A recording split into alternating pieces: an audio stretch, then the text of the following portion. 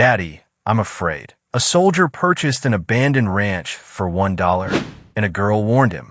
Daniel "Danny" Hayes, a 38-year-old retired Army sergeant, stood on the cracked porch of the abandoned Lazy H Ranch in West Texas. The wood creaked under his boots, weathered by years of neglect, much like the man himself. After 2 grueling tours in Afghanistan, dust-choked days and nights haunted by gunfire, he'd returned with scars both seen and unseen. The military had been his life, a structure that kept him moving forward, but it had also cost him. His wife, Emily, had succumbed to illness 5 years prior, leaving him and their daughter, Sophie, adrift. Now, with savings scraped together from his service, he'd seized an unexpected opportunity. The Lazy H Ranch sold for a mere $1 at a Desperate County auction on August 13, 2025. The deal was too good to pass up, a chance for a fresh start. The ranch sprawled across the arid landscape, a patchwork of cracked earth and tumbleweeds rolling lazily in the breeze. The main house, a single-story structure with peeling paint, leaned slightly as if tired of standing. Nearby, a sagging barn listed to one side, its red paint faded to a ghostly pink. The place was a fixer-upper, a skeleton of what it once might have been, but Danny saw potential. He envisioned a home where Sophie could grow roots, a sanctuary away from the chaos of their past. The isolation suited him too, peace after years of war. Sophie, now 12, emerged from the rented moving truck, her small frame dwarfed by a cardboard box labeled kitchen. Her dark hair was pulled into a messy ponytail, and her green eyes, so like her mother's, scanned the desolate horizon. Danny watched her, noting the tension in her shoulders. They'd been on the move for months, bouncing between base housing and cheap apartments, and this was their first real shot at stability. He forced a smile, hefting a duffel bag onto his shoulder. "Welcome home, kiddo," he said, his voice rough but warm. "Lots of work ahead, but we'll make it ours." Sophie set the box down and stepped closer, her voice barely a whisper. "Dad, I am scared." Her gaze remained fixed on the endless stretch of land, where the sun cast long shadows over the ranch's dilapidated fences. The emptiness seemed to swallow her words, and Danny felt a pang of guilt. She'd lost so much, her mother, her childhood stability, and now this barren place was their new beginning. He knelt beside her, resting a hand on her shoulder. "I know it's different, sophomore, but we're together, and that's what counts. Just nerves, that's all. We'll unpack, get settled, and tomorrow we'll explore. Maybe find some adventure out there." She nodded, though her expression remained uncertain. They turned back to the truck, unloading boxes and furniture into the dusty interior of the house. The air inside was stale, carrying the faint scent of old wood and forgotten memories. As Danny hauled a mattress through the door, he noticed a strange detail. The floorboards in the living room seemed uneven, dipping slightly near the fireplace. He made a mental note to check it later, another project for his growing list. By dusk, the truck was empty, and the house was a chaotic jumble of belongings. Sophie sat on a folding chair, flipping through a sketchbook, while Danny leaned against the counter, sipping water from a canteen. The silence was broken only by the creak of the house settling and the occasional howl of a coyote in the distance. As the last light faded, Danny glanced out the window, his soldier's instincts prickling. The horizon seemed to shift, a trick of the eye perhaps, but something about the land felt watched. Unbeknownst to him, the cracked earth beneath the ranch held secrets older than the house itself. Beneath the soil, buried deep, lay remnants of a past the county had conveniently forgotten, tunnels, rusted equipment, and faded documents hinting at experiments conducted decades ago. The Lazy H Ranch wasn't just a bargain. It was a Pandora's box, and Danny's arrival had unwittingly set its lid ajar. As he locked the door that night and joined Sophie in their makeshift camp of sleeping bags, he remained unaware of the shadows stirring beneath their new home, waiting to reveal themselves. That night, a storm rolled in, rattling the old house with a fury that shook the warped window frames and sent shadows dancing across the walls. The wind howled like a living thing, and thunder rumbled deep in the distance, growing closer with each passing minute. Sophie, unable to sleep, tossed and turned in her creaky bed, the storm's chaos mirroring the unease she'd felt since moving into the isolated farmhouse. The newness of the place, its creaking floors, its musty corners, hadn't settled into comfort yet.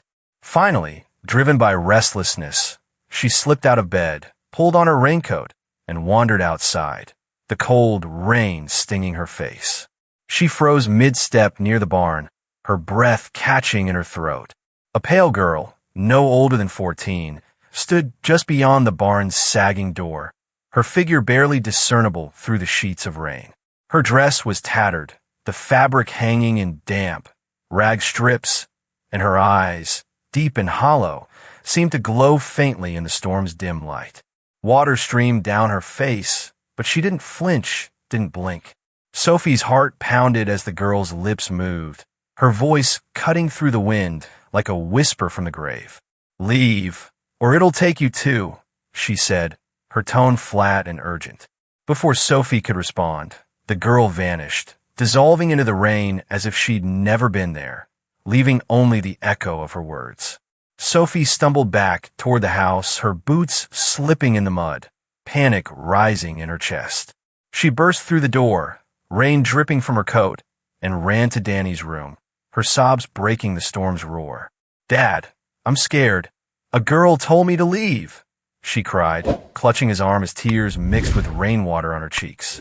Danny, groggy and disoriented, pulled her close, his voice rough with sleep. "Sure, it's okay, sophomore. Just a dream. Probably the storm playing tricks." But Danny couldn't shake his own unease. He grabbed a flashlight and stepped outside, the rain soaking through his jacket as he searched the property. The beams swept over the muddy ground, the barn's weathered planks, the overgrown weeds. Yet no tracks, no sign of anyone. The girl's warning gnawed at him, though he tried to dismiss it as Sophie's imagination running wild. Back inside, he dried off and checked on her, finding her curled up under her blankets, still trembling. He sat with her until her breathing evened out, but his mind wouldn't rest. The next morning, the storm had passed, leaving the air heavy and the ground slick. Danny decided to investigate further, his curiosity piqued despite his rationalizations. Near the barn, half buried under a tangle of vines and sodden earth, he noticed an old cellar door, wooden, warped, and barely visible. The hinges were rusted, and the edges were caked with decades of dirt, as if it hadn't been touched in years. He brushed away the debris with his boot, revealing a crude iron latch locked tight. The sight sent a shiver down his spine, connecting to the unease Sophie's story had stirred. He hadn't seen the girl, but the cellar door felt like a silent confirmation of something lurking beneath their new home. That afternoon, Danny returned with a pry bar, determined to uncover the truth. The latch resisted at first, groaning under the pressure, but with a sharp tug, it gave way. The door creaked open, revealing a dark, narrow staircase descending into the earth. A musty odor wafted up, mingling with the dampness of the soil. He hesitated, the girl's warning echoing in his mind, but the need to understand pushed him forward. He descended a few steps, the flashlight casting long shadows on the rough walls. At the bottom, he found a small chamber, its floor littered with broken crates and a single, weathered journal lying open, its pages yellowed and smeared with ink. Danny picked it up, his fingers brushing the brittle paper. The writing was faint, but he could make out fragments, dates from the 1940s, mentions of the entity, and a sketch of a girl that looked eerily like the one Sophie described. His breath hitched as he read a line scrawled in shaky handwriting. She tried to warn them, but it took her too. The cellar seemed to close in around him, the air growing colder. He climbed back up, slamming the door shut, the journal clutched tightly in his hand. The unease lingered, heavier now, as he realized Sophie's encounter might not have been a dream, and whatever was, it might still be waiting. The next day, Danny woke with a restless energy, the cellar door gnawing at his thoughts. The old farmhouse had been quiet overnight, too quiet, and the warped wooden door in the kitchen floor seemed to pulse with an unspoken challenge. He grabbed a crowbar from the barn, its cold weight steadying his hands, and returned to the house. The door resisted at first, its hinges groaning under years of neglect, but with a final heave, it splintered open. A damp, earthy smell wafted up, mingling with the musty air of the farmhouse. A staircase descended into the darkness, its steps slick with moisture and worn uneven by time. Danny clicked on his flashlight, the beam cutting through the gloom as he made his way down. The chamber below was small, its walls rough-hewn stone, streaked with mold and age. Rusted tools littered the floor, shovels with broken handles, a pitchfork caked in dried mud, and a cracked lantern that hadn't seen oil in decades. In the corner, half buried under a pile of burlap sacks, lay a leather-bound journal. Danny brushed off the dust and opened it, the pages crackling under his fingers. The first entry was dated 1890, signed by a rancher named Elias Holt. The journal's handwriting was tight, almost frantic, and the entries painted a chilling picture. Holt wrote of long days tending cattle under a relentless sun, but the tone shifted as the months passed. He described a dark presence that seemed to linger at the edge of his property, a shadow that moved against the wind. Then came the mention of Mary, a young girl, his daughter, Danny assumed, who'd vanished one foggy evening. Holt's words grew desperate, filled with pleas for her return and cryptic warnings about the cellar. She calls from below, one entry read, but I dare not answer. The final page was smeared with ink, as if written in haste, ending mid-sentence. It took her, and now it waits. Danny's military instincts, honed from years in conflict zones, kicked in. He'd seen enough to recognize when a place felt wrong. Too still, too heavy. The air in the chamber seemed to press against him, and the hairs on his neck stood on end. He pocketed the journal, his mind racing with questions. Was this a ghost story, a delusion, or something more tangible? He'd dealt with hidden caches and booby traps before. This felt different, primal. Back upstairs, he found Sophie in the kitchen, her face pale as she scrubbed a pot with more force than necessary. She'd refused to go near the cellar, her hands trembling when he'd mentioned it earlier. I heard her last night, she whispered, not meeting his eyes. A girl's voice, faint, calling my name. It was in my dream, but it felt real. Danny frowned, setting the journal on the table. Sophie's dreams had always been vivid, a trait she'd inherited from her grandmother, but this was new. She backed away, shaking her head. I'm not going down there, Danny. It's not safe. He nodded, respecting her unease, but his resolve hardened. The cellar held answers, and he couldn't leave it alone. That afternoon, he returned with a shovel, determined to dig deeper, both into the earth and into the mystery. The chamber's floor was packed dirt, and as he struck the first spadeful, the sound echoed oddly, as if the ground swallowed it. Hours passed, his muscles aching, until the shovel hit something solid. Brushing away the soil, he uncovered a wooden crate, its lid sealed with iron bands. His pulse quickened. Whatever Elias Holt had buried, it was still here, waiting.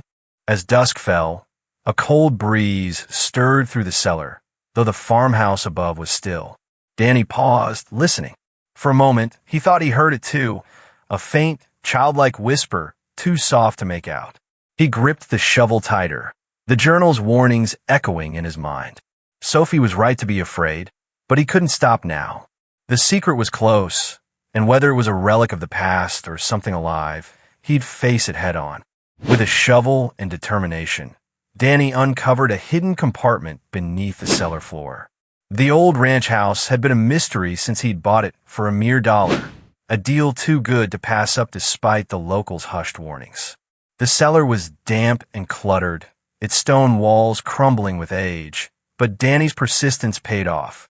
After hours of digging through the packed earth, his shovel struck something solid, a hollow thud that echoed in the stillness. He knelt, brushing dirt away to reveal a trapdoor, its wood warped but intact. With a grunt, he pried it open, revealing a small, recessed space. Inside lay a wooden box, its surface etched with faint carvings, its lid creaking as he lifted it. The box held a locket, It's silver tarnished but still bearing the initials MH, Mary Holt, he realized with a start. Nestled beside, it was a faded photograph, its edges curling.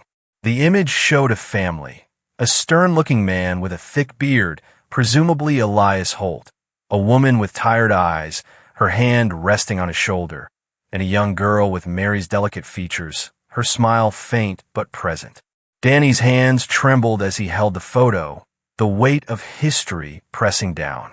He'd heard whispers about the Holts, the family that once owned this land, but the details were scarce, buried under decades of silence. Back upstairs, he retrieved the journal he'd found earlier, its leather cover cracked and brittle. The final pages, written in Elias's shaky hand, told a chilling tale. After striking oil on the ranch, wealth had come swiftly, but so had misfortune. Elias wrote of a deal with something unholy, a pact made in desperation to secure his fortune.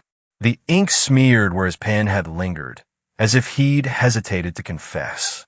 Then came the curse.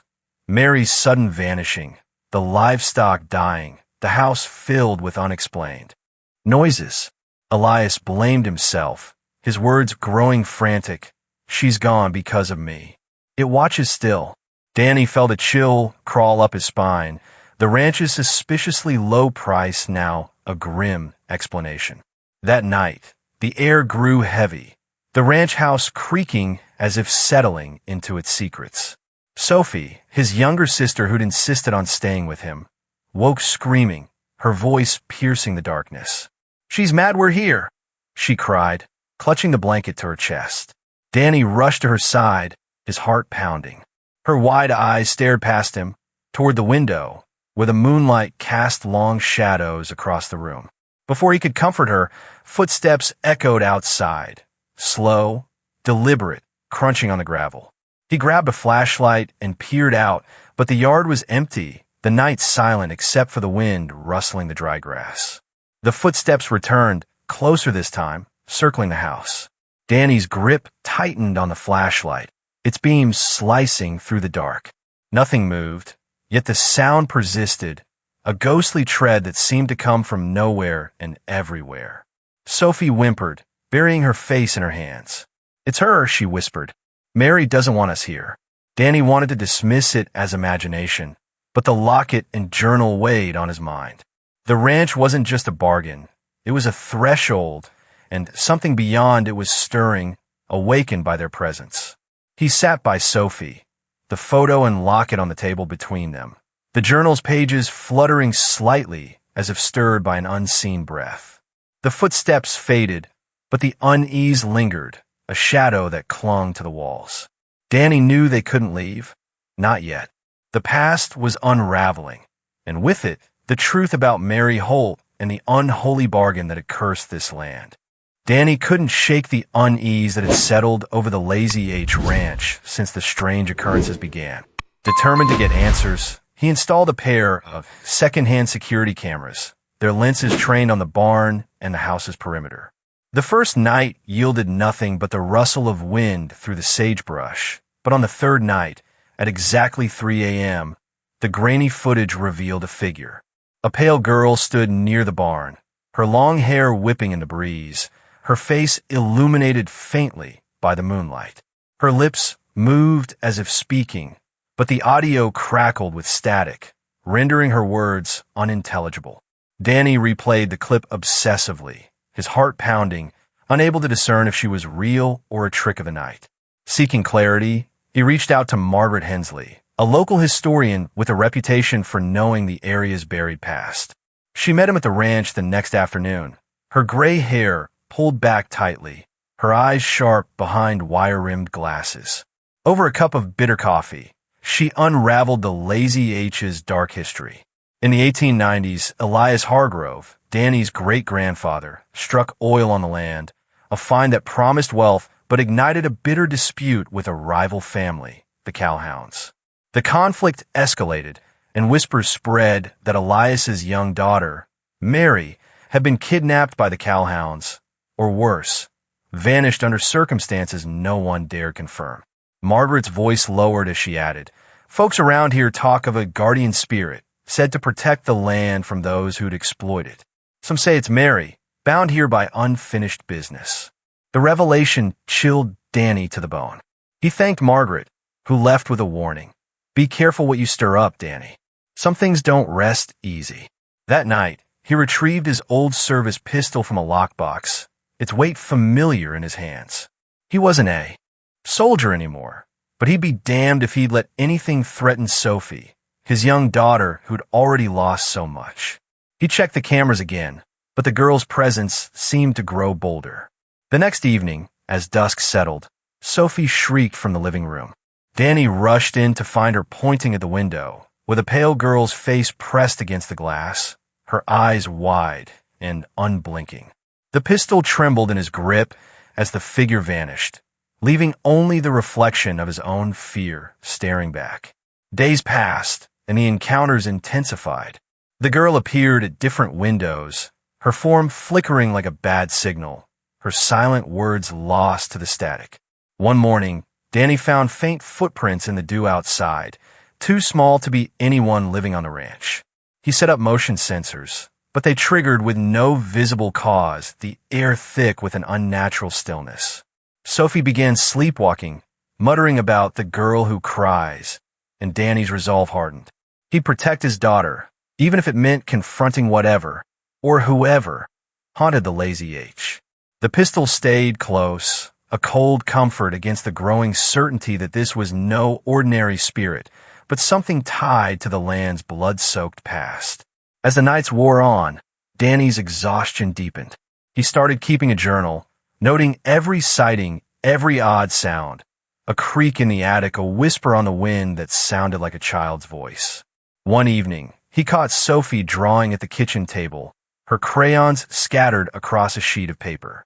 The sketch showed a girl with hollow eyes standing by the barn, holding a lantern, while shadowy figures loomed in the background. "She want me to follow," Sophie said softly, her voice distant. Danny's stomach dropped. He tore the drawing up, but the image lingered in his mind. The next night, the motion sensors blared at 2 a.m. Danny grabbed the pistol and crept outside, the beam of his flashlight slicing through the darkness. Near the barn, he saw her again. The pale girl, her dress tattered, her eyes locked on him. She raised a hand, and the air grew heavy, a low hum vibrating through the ground. Danny's finger hovered over the trigger, but before he could act, the barn door slammed open, revealing a cavernous blackness within. From it came a cold breeze, carrying the scent of oil and decay. The girl stepped back, her form dissolving into mist, and Danny heard a faint sob echo from the shadows. He retreated to the house, barricading the doors, his mind racing. Margaret's words about a guardian spirit gnawed at him. Was this Mary, seeking help, or something darker, tied to the land's violent history? The next morning, he found a small, rusted locket in the dirt where the girl had stood, its interior empty save for a faded lock of hair. He clutched it, vowing to uncover the truth, even as the weight of the ranch's past pressed down, threatening to swallow him and Sophie whole. Margaret arrived at the ranch with a weathered satchel slung over her shoulder, its leather cracked and faded from years of use. She spread out a collection of old maps across the kitchen table, their edges yellowed and brittle. The maps, hand-drawn by surveyors from the late 19th century, revealed a network of oil wells sprawling beneath the sprawling acres of the ranch, wells that had been drilled and then abandoned after Elias's death in 1892. Officially, the records labeled it a suicide, a single gunshot to the head in the dead of night. But the locals whispered a darker tale, murder, hushed up by those who stood to gain from the land silence. Margaret traced a finger over the faded ink, her brow furrowed. "They stopped drilling the day he died," she said quietly, "and no one's touched it since." Danny, restless from days of unease, decided to explore the property himself. Near the sagging barn, half swallowed by overgrown weeds, he stumbled upon a sealed well. Its iron cap was rusted but intact, etched with strange symbols, crude carvings of spirals and jagged lines that seemed to twist under the midday sun. Curiosity gnawed at him, and with a crowbar borrowed from the shed, he pried at the cap. The metal groaned in protest, and when it finally gave way, a foul odor erupted from the depths, a thick, sulfuric stench that clawed at his throat. As he staggered back, coughing, a whisper slithered up from the darkness, faint but clear. "You shouldn't be here." The words hung in the air, chilling him to the bone. Sophie, who had followed him out, clung to his arm, her small frame trembling. Her wide eyes darted to the well, then to the house, where the lights began to flicker erratically, casting jagged shadows across the yard. The air grew heavy, charged with an unnatural stillness. Danny pulled her close, his mind racing. The ranch, bought for a mere $1 at auction, had seemed like a steal, a crumbling relic of a bygone era. But now, he saw the truth. Its value wasn't in the land or the buildings. It was tied to the cursed oil buried beneath, a legacy that had claimed Elias and perhaps others before him. That night, unable to shake the unease, Danny sat by the crackling fireplace, the maps strewn around him. He needed help, someone who could navigate the unknown. He dialed Jake, an ex-army buddy with a knack for solving impossible problems. Jake's gruff voice crackled through the line, promising to drive out by morning. "Sounds like you've stepped in a mess, man," Jake said. "I'll bring what I can." But as Danny hung up, the flickering lights surged once more, and a cold draft swept through the room.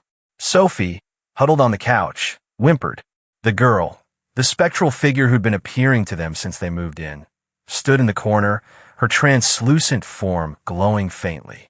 Her voice, soft yet urgent, cut through the silence. "Leave, or we'll take you too." Her warnings had grown more frequent, more desperate, and Danny felt the weight of her words settle over him like a shroud. The ranch wasn't just a home. It was a prison, and the oil beneath it pulsed with a malevolence that refused to stay buried. The next morning, Jake arrived at dawn, his pickup truck kicking up dust as it rolled up the rutted driveway. He stepped out, a broad-shouldered man with a scar jaw and a duffel bag slung over his shoulder, packed with gear Danny couldn't identify. "You look like hell," Jake said, clapping Danny on the back. "Tell me everything." Over coffee, Danny recounted the maps, the well, the whispers, and the girl's haunting warnings. Jake listened intently, his expression hardening. "Sounds like a guy's trap," he muttered. "Old oil fields sometimes carry more than fuel. Spirits, curses, you name it. Army dealt with a few in the Middle East." They decided to investigate the well further. Jake brought a portable gas detector and a flashlight, insisting they approach with caution. As they neared the barn, the air grew thick again, and the symbols on the well cap seemed to shimmer, as if alive. Jake scanned the area, his detector beeping faintly. "Sulfur levels are off the charts," he said. "And there's something else, electromagnetic interference." Before Danny could respond, the ground trembled slightly, a low rumble emanating from the well. Sophie, who had stayed back by the house, screamed as the windows rattled. Inside, the girl's form materialized again, her eyes wide with terror. "It's waking," she cried, her voice echoing. Danny and Jake rushed back, finding Sophie pale and clutching a chair. The house lights dimmed, then flared, and a deep, guttural sound rose from the earth, shaking the floorboards. Jake dropped his bag and pulled out a small device, a modified EMF reader. "This isn't natural," he said, his voice tight. "Whatever's down there, it's tied to the oil, and it knows we're here." Danny's mind raced. The $1 ranch was no bargain. It was a lure, a trap set by forces older than the land itself. The cursed oil wasn't just a resource. It was a prison for something ancient, something Elias had unleashed and failed to contain. As the rumble subsided, the girl's voice returned, softer now. "Seal it, or we're all lost." Jake met Denny's gaze, nodding. They had a plan to make, and time was running out. Jake arrived at the farm just after dawn, his truck rattling with equipment, geological scanners, a portable drill, and a crate of tools that clinked with every bump in the road. The well, a gaping wound in the earth near the barn, had haunted Danny's dreams since the girl's first appearance. Jake, a rugged man with a geologist's precision and a curiosity for the unexplained, wasted no time.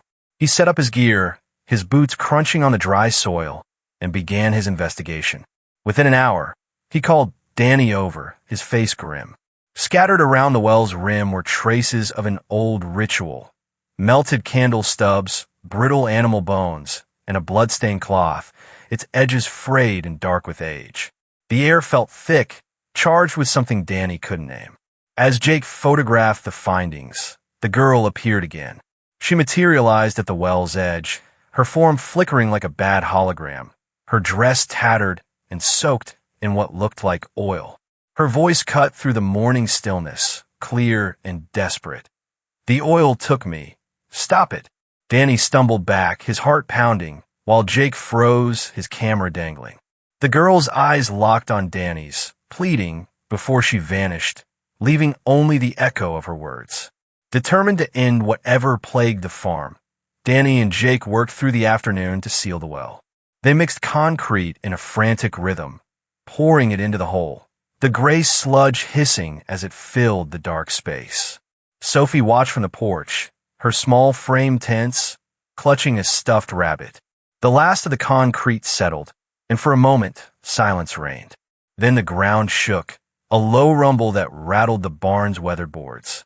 A crack split the concrete, and from the barn's shadow, a figure emerged, tall and amorphous, its form shifting like oil rippling under moonlight. It had no face, just a void where features should be, and its movements were jerky, unnatural. Sophie screamed, her voice piercing the air. "Dad, I'm scared." Danny spun, his rifle already in hand, and fired at the figure. The bullets tore through it, leaving no mark, the rounds embedding in the barn wall behind.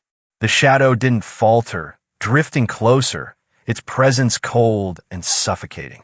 Jake dropped his tools, his breath shallow. "This isn't natural," he said, his voice tight. "We need an exorcism, something to banish it." Danny's jaw clenched. He'd always been a skeptic, raised on hard facts and harder work, but Sophie's tearing gnawed at him.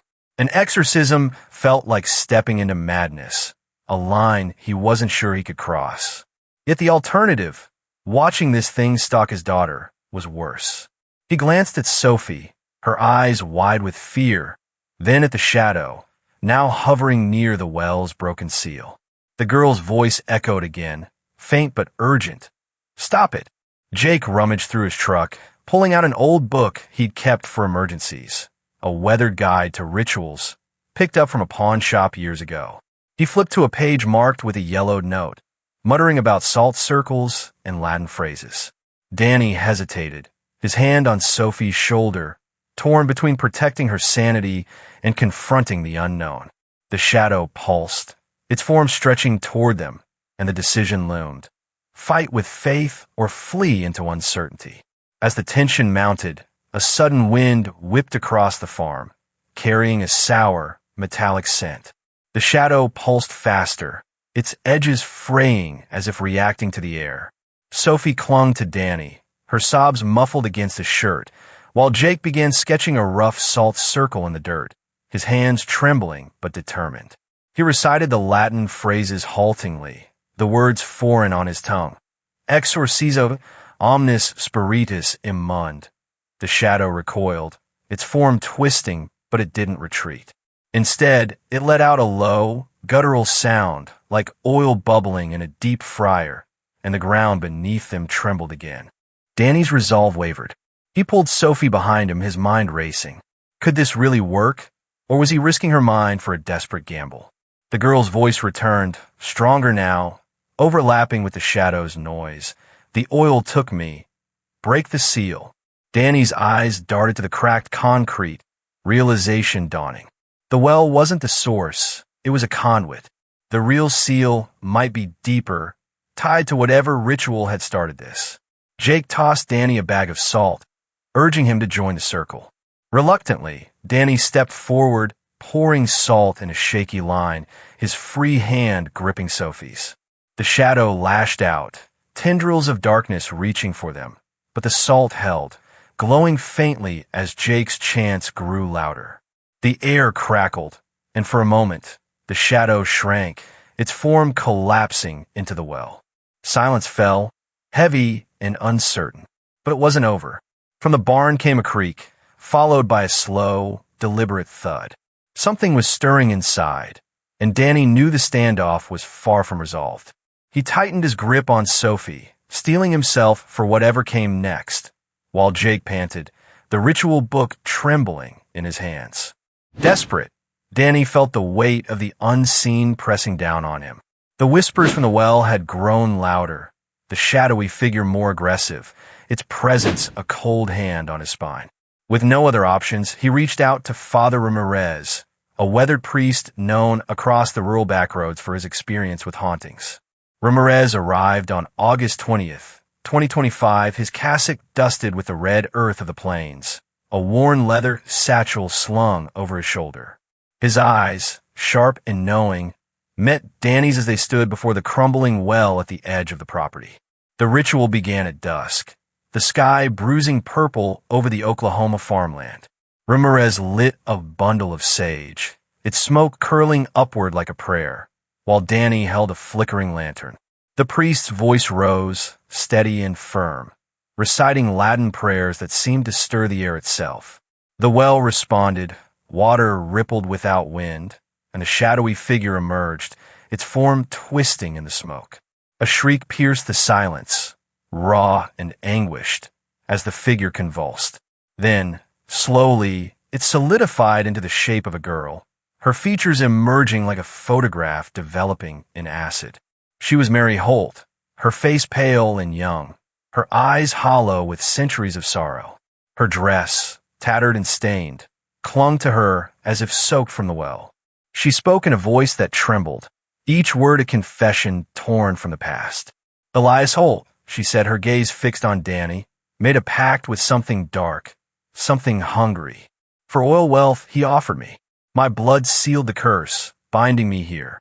Her hands gestured weakly toward the well, where dark stains marred the stone. Danny's stomach churned. The Holt family's fortune, built on black gold, had a foundation soaked in blood. Ramirez continued the prayers, sprinkling holy water that hissed as it hit the ground. The air thickened, a pressure building as if the earth itself resisted.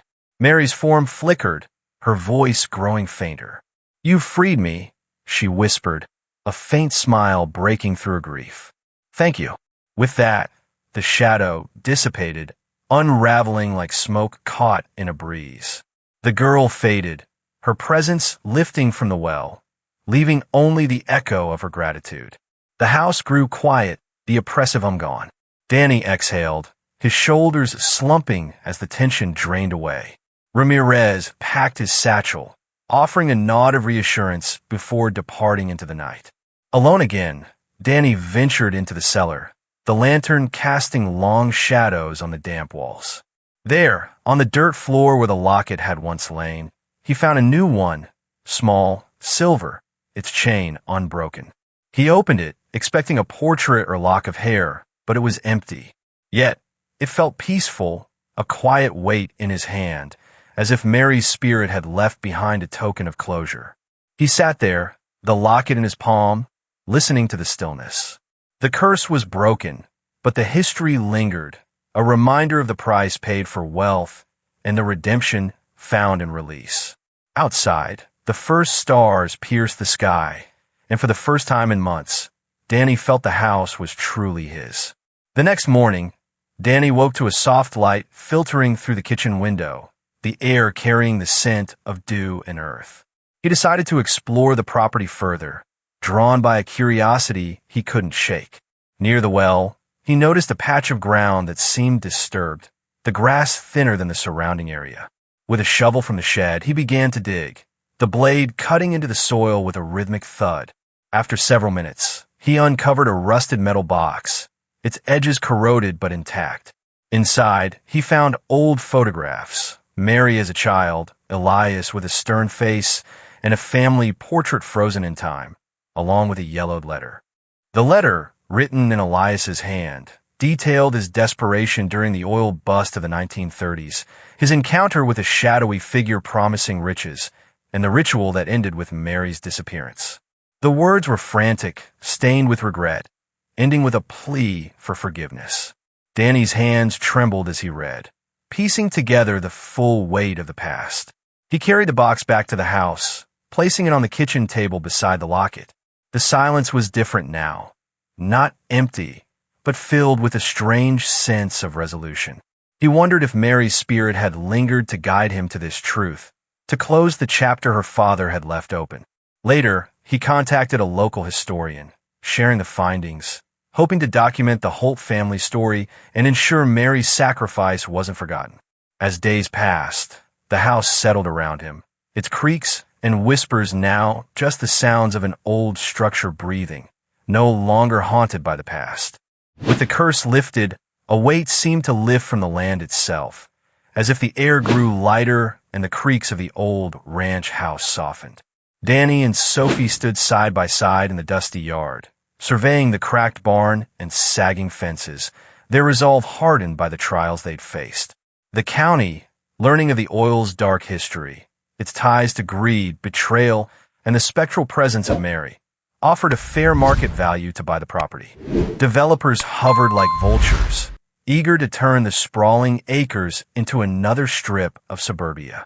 But Danny shook his head, his jaw set. "This land's seen enough pain," he said, his voice firm. "It's not for sale." Instead, he poured his energy into transforming the ranch into a retreat for veterans, a place where men and women like him could find peace away from the echoes of war. He enlisted local carpenters and volunteers, their hammers ringing out as they rebuilt the barn into a communal hall, its walls adorned with plaques honoring those who'd served. Sophie, meanwhile, found her own purpose. Inspired by Mary's story, the tragic tale of a woman wronged, her spirit bound to the oil-soaked earth, she started a blog.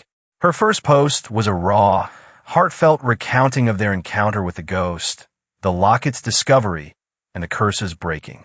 To her surprise, the words resonated. Readers flooded in, drawn by the mix of history, mystery, and redemption. She named the blog Echoes of Mary, and soon it gained a modest but dedicated following. Comments poured in, some offering sympathy, others sharing their own tales of haunted places. Sophie spent evenings at the kitchen table, typing under the glow of a single lamp, weaving Mary's story into a narrative of resilience. She began hosting virtual meetups, where followers swapped stories and speculated about the ranch's past, turning the blog into a community hub. The cellar, once a place of dread, became a focal point of renewal. Danny and Sophie cleared out the cobwebs and debris, turning it into a small memorial. The locket, its tarnished surface now a symbol of the past laid to rest, was placed in a glass case at the center. They added a plaque with a simple inscription, "To Mary, whose voice was heard at last." Locals began to visit, first out of curiosity, then with reverence. Old-timers brought faded photographs and whispered stories of oil rigs in the 40s, of Mary's laughter before the tragedy, of strange lights seen on moonless nights. The ranch buzzed with life again, its fields dotted with tents, and its porch filled with the sound of laughter and shared meals. They planted a garden nearby, its rows of vegetables and wildflowers a testament to new beginnings, tended by veterans who found solace in the soil. Yet, beneath the thriving surface, an unease lingered. Danny couldn't shake the feeling that the land's history wasn't fully settled. Late at night, when the wind carried an odd hush, he'd catch a glimpse of movement at the edge of the property, a shadow where no one stood. He kept a shotgun propped by the door, its weight a silent promise. Sophie noticed, too, the way the dogs would growl at nothing, or how the locket seemed to catch the light in ways it hadn't before. They didn't speak of it often, but the unspoken agreement hung between them. The ranch was healing, but some scars ran too deep to erase completely. Strange. Incidents began to punctuate the days, a chair rocking on its own, a faint melody drifting from the cellar when no one was near.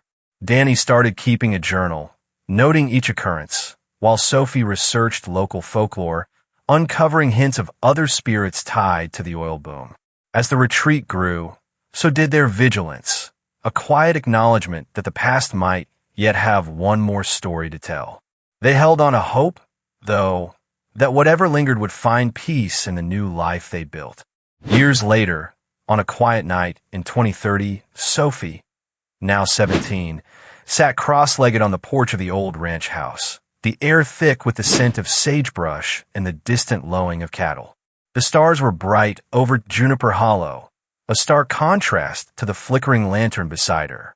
As she traced idle patterns in the dust with her finger, a faint whisper brushed past her ear. "You're safe now." The words were soft, almost lost in the rustle of the evening breeze, but they carried a warmth that made her heart skip. She turned toward the barn, its weathered silhouette barely visible in the moonlight, and felt a shiver that wasn't entirely from a cold. The next morning, she found Danny in the kitchen, his hands wrapped around a mug of coffee, the lines on his face softened by the early light. "Dad," she said, her voice tentative, "I heard something last night. By the barn. A whisper. It said, 'You're safe now.'" Danny looked up, his eyes crinkling with a smile that hadn't come easily in years. He set the mug down and leaned back, the creak of his chair filling the silence. "Mary," he said simply, nodding as if the name explained everything. "I think she's found her peace at last." The ranch, once a crumbling relic they'd bought for a mere $1, had transformed under their care. What began as a desperate bid to escape their past had blossomed into a legacy. Veterans, broken by wars they couldn't unsee, found solace in the wide open spaces and the quiet strength of the land. Danny had built a program, teaching them to tend the fields and mend fences, while Sophie, with her gentle spirit, listened to their stories. The place became more than a home. It was a testament to the bond they'd forged with Mary, the girl whose locket had led them here all those years ago. That afternoon, Danny climbed a ladder with a hammer and nails, framing Mary's locket above the fireplace. The silver had tarnished, but the tiny photograph inside, faded but unmistakable, still held her gaze. He stepped back, admiring the placement, and Sophie joined him, her shoulder brushing his. "It's perfect," she said, her voice thick with emotion. The locket wasn't just a relic. It was a promise kept, a bridge between the past and the present. As the sun dipped below the horizon, painting the sky in hues of orange and purple, they stood together on the porch. The air was still, the world holding its breath. Sophie turned to Danny, her eyes reflecting the fading light. "Dad, I'm not scared anymore," she said, her words steady and sure. For the first time, Danny felt the weight lift from his chest. The ranch wasn't just a place they'd rebuilt. It was where they'd healed. He wrapped an arm around her, the warmth of her presence grounding him, and together they watched the sunset, knowing they were finally, truly home. The days that followed brought a new rhythm to their lives. Sophie began sketching the ranch's landscape, capturing the gnarled mesquite trees and the rolling hills in a series of drawings that adorned the walls.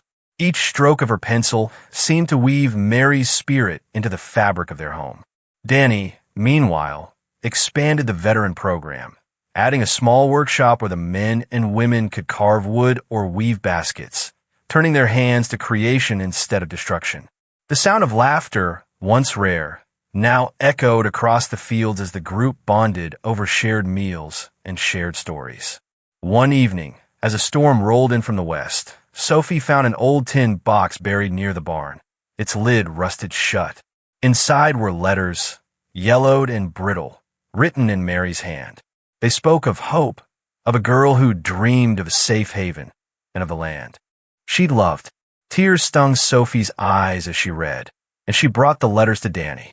Together, they decided to build a small memorial garden, planting wildflowers where the barn once stood, a tribute to Mary and all who'd found peace here.